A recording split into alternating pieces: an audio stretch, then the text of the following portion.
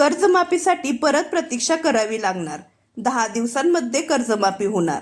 राज्यामधील शेतकऱ्यांना दिलासा मिळावा यासाठी मुख्यमंत्री देवेंद्र फडणवीस यांनी अर्थमंत्री म्हणून आगामी आर्थिक वर्षाचा अर्थसंकल्प सादर केला होता. त्यावेळी कर्जमाफीची घोषणा करण्यात आली होती. त्यानंतर राज्यातील शेतकऱ्यांचे लक्ष कर्जमाफी कधी होणार याकडे लागले होते. आता शेतकरी बांधवांसाठी अत्यंत दिलासादायक व आनंदाची बातमी समोर आलेली आहे. मागील अनेक दिवसांपासून कर्जमाफीच्या प्रतीक्षेत असलेल्या शेतकऱ्यांची चिंता आता मिटणार आहे. राज्याचे कृषी मंत्री दत्तात्रय भरणे यांनी या योजनेबाबत मोठी घोषणा केलेली आहे.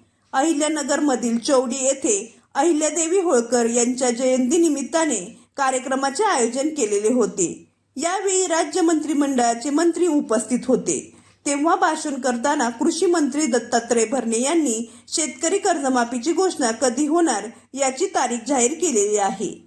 ते बोलताना म्हणाले की कर्जमाफीच्या निर्णयाबाबत घोषणा करण्याचा अधिकार हा राज्याचे मुख्यमंत्री व उपमुख्यमंत्री यांचा आहे. परंतु आज मी माहिती देणार आहे. अहिल्यादेवी होळकरांच्या नावाने असलेल्या योजनेअंतर्गत येत्या 8 ते 10 दिवसात शेतकरी कर्जमाफी करण्यात येणार असल्याचे त्यांनी सांगितलेले आहे. अर्थसंकल्पात जाहीर केलेल्या पुण्यश्लोक अहिल्यादेवी होळकर कर्जमाफी योजनेच्या अंमलबजावणीला सुरुवात करण्यात येणार आहे.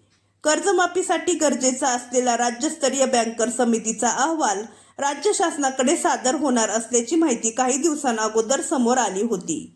या प्रक्रियेमुळे राज्यातील 24,73,566 शेतकऱ्यांच्या कर्जमाफीचा मार्ग मोकळा होणार आहे. अर्थसंकल्पीय अधिवेशनात राज्य शासनाने 2 लाख रुपयांपर्यंत कर्जमाफीची घोषणा केली होती. या निर्णयाच्या अंमलबजावणीसाठी सहकार विभागाने जिल्हा मध्यवर्ती बँका तसेच राष्ट्रीयकृत बँकांकडून थकबाकीदार शेतकऱ्यांची माहिती गोळा केलेली होती. संकलित माहितीनुसार कर्जमाफीच्या प्रक्रियेला अंतिम स्वरूप देण्यात येणार आहे. अशाच नवनवीन व महत्त्वपूर्ण माहितीसाठी आपल्या चॅनलला सबस्क्राईब करा. चला तर मग भेटूया पुढच्या व्हिडिओमध्ये. धन्यवाद.